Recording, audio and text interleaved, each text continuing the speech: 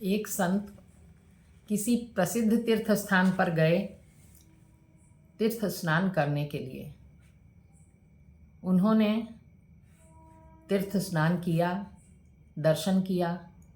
उसके बाद रात में वो मंदिर के पास सो रहे थे। नींद में, स्वप्न में उन्होंने देखा कि दो देवता आपस में बात कर रहे हैं। एक ने दूसरे देवता से कहा कि इस बार कितने तीर्थयात्री आए हैं दर्शन करने के लिए। तो पहले ने कहा कि 6 लाख तीर्थयात्री आए होंगे। तो सबकी सेवा स्वीकार हुई? दूसरे देवता ने पूछा। तो पहले ने कहा कि सबकी क्या, बहुत कम लोगों की सेवा स्वीकार हुई है। वो कैसे? बोले कुछ तो यहाँ पर यूं ही घूमने ही के लिए आए थे,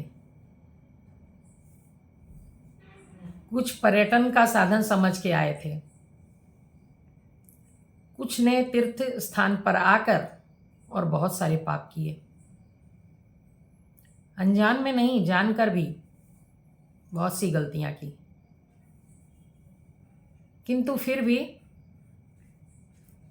काफी लोगों की पूजा स्वीकार हुई है। तब दूसरे ने पूछा, क्या कोई ऐसा भी है जो तीर्थ यात्रा नहीं किया और उसकी प्रार्थना स्वीकार की गई?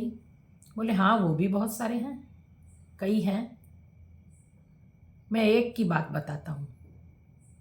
उसका नाम है रामू और वह केरल में रहता है, फलाफला गांव में।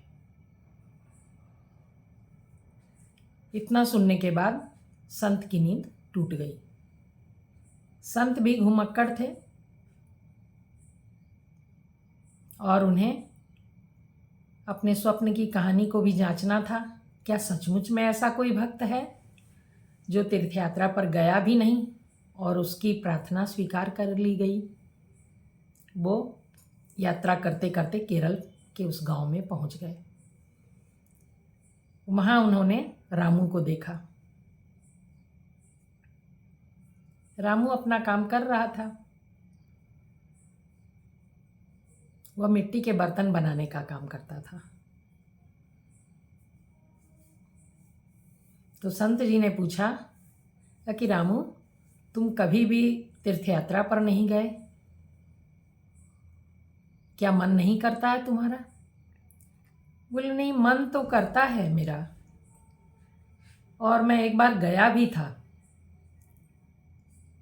जाने की कोशिश इतनी तगड़ी थी, बहुत पैसे जमा किए थे मैंने बचा बचा के, किंतु मैं जा नहीं पाया। वैसे कोई खास बात नहीं है, मैं अपना काम करता हूँ, भगवान की प्रार्थना करता हूँ, खुश रहता हूँ। तो संत जी ने पूछा कि तुम पैसा जमा कर चुके उसके बावजूद भी क्यों नहीं गए तीर्थ यात्रा पर? बोला एक बार मेरी पत्नी को भूख बहुत तेज लग रही थी और उस समय घर में कुछ भी नहीं था। मैं बगल के घर में गया और मैंने सोचा कि वहाँ से कुछ ले लूँ। तो बगल के घर की मालकिन ने कहा कि ये जो है मेथी के पत्ते की रोटी है, ये ले जाओ, किंतु ये थोड़ी अशुद्ध है, मैं बता देती हूँ कि कहाँ से आई है, उसके बाद ले जाना हो तो तुम ले जाओ। बोले एक मुर्दे पर और ये पत्तियाँ चढ़ाई गई थी, किंतु हमारे घर में, हमारे परिवार के लिए कुछ भी नहीं था। तो वहाँ से ये सारी पत्तियाँ बटोर कर लाकर उन्हीं को पकाया गया है।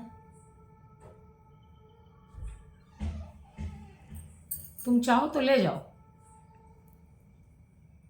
हमारा परिवार 6-7 दिन से भूखा था, आज ये पत्तियाँ पकाई गई हैं।